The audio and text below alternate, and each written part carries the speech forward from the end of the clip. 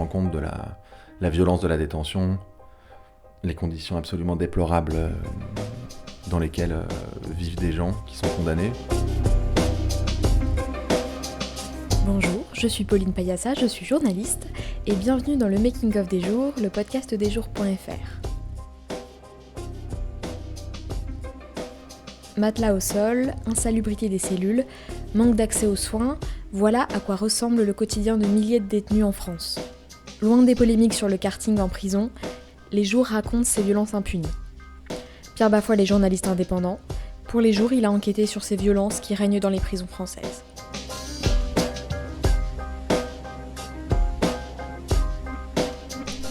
Alors, bonjour Pierre, tu es l'auteur de la série Dans les prisons de France. Est-ce que, pour commencer, tu peux nous raconter comment est née la série ? Mais au tout départ, c'était une idée de moi parce que c'est une problématique que je suis régulièrement et que je suivais beaucoup dans les précédents postes où j'étais. Du coup, j'avais quelques contacts, quelques problématiques, quelques idées à traiter de la prison. Et on a choisi cet angle des violences sous toutes leurs formes parce que l'état de nos prisons est absolument catastrophique et qu'il y avait matière à faire.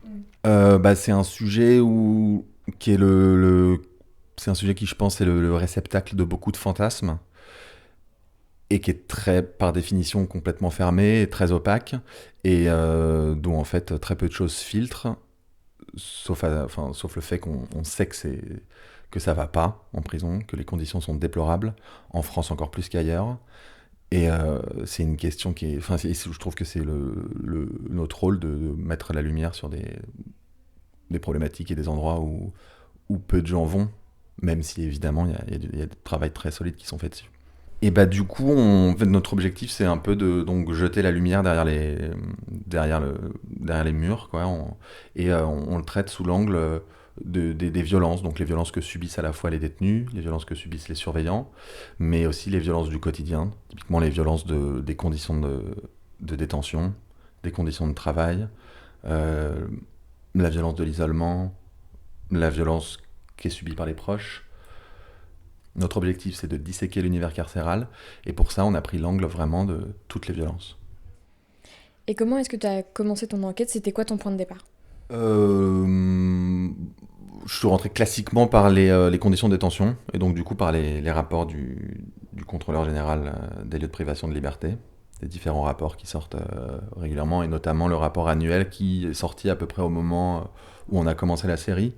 De la même façon, toute la littérature et les enquêtes très solides faites par l'Observatoire international des prisons. Donc ça, c'est des documents en accès libre. Tout ça, c'est des documents en accès libre, et après, de fil en aiguille, en ayant un peu différents contacts, à la fois des différentes associations, différents avocats, des anciens détenus, des détenus qui sont à l'intérieur, des surveillants, et aussi la direction de l'administration pénitentiaire qui, malgré tout, répond quand même à certaines de nos questions. Je ne sais pas si c'est simple de convaincre les gens de parler. Alors les surveillants, généralement, c'est pas très compliqué de parler avec eux parce qu'ils ont pas un métier facile. Mais en tout cas, c'est pas très compliqué de parler avec les syndicats qui défendent leurs intérêts et qui n'ont pas un métier facile. Les surveillants lambda, ils sont pour certains tenus à un devoir de réserve, donc un peu plus compliqué de leur parler, ou en tout cas à visage découvert. Et ce qui est détenu ou ancien détenu, alors détenu par définition c'est un peu compliqué parce qu'ils sont à l'intérieur des prisons, mais ça peut arriver qu'on puisse s'entretenir avec eux par des moyens détournés. Et les anciens détenus, généralement, s'ils sont sortis il n'y a pas très longtemps, c'est vraiment un avis personnel, mais s'ils sont sortis il n'y a pas très longtemps, en général il y a quand même une volonté de dénoncer ce qu'ils ont vécu. Et du coup, ils sont quand même, pour certains, d'accord de parler. Dès lors que tout ça est anonymisé, évidemment. Mais ils sont quand même plutôt enclins à parler, je dirais. Est-ce qu'il y a des choses qui t'ont marqué spécifiquement parmi tout ce que tu as découvert en menant cette enquête ? Il y a l'accès aux soins est quand même très... j'ai parlé à différentes personnes qui sont sorties en mauvaise santé, qui ont vécu à l'intérieur des défauts d'accès qui se sont heurtés à des défauts d'accès aux soins et qui étaient assez... leur histoire était très choquante. Ils ont vécu des choses très compliquées. Toutes les violences qui ont été vécues aussi, ça c'est quand même... Ouais, c'est des choses qui m'ont quand même pas mal marqué. Et aussi les témoignages de surveillants sur ce qu'ils vivent, sur leurs conditions de travail.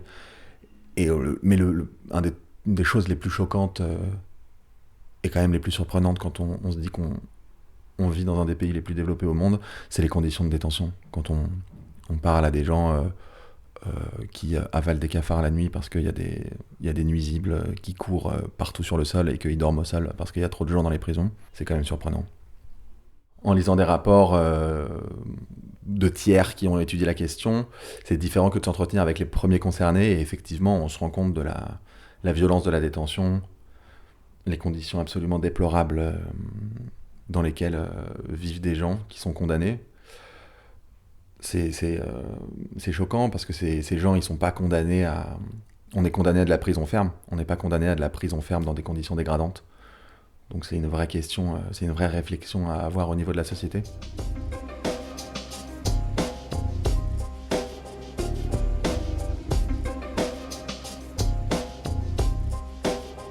Dans les prisons de France est disponible sur lesjours.fr. Vous pouvez aussi nous retrouver sur Instagram, Facebook et Twitter @lesjoursfr ou nous écrire à contact@lesjours.fr. On se retrouve très vite pour un nouvel épisode.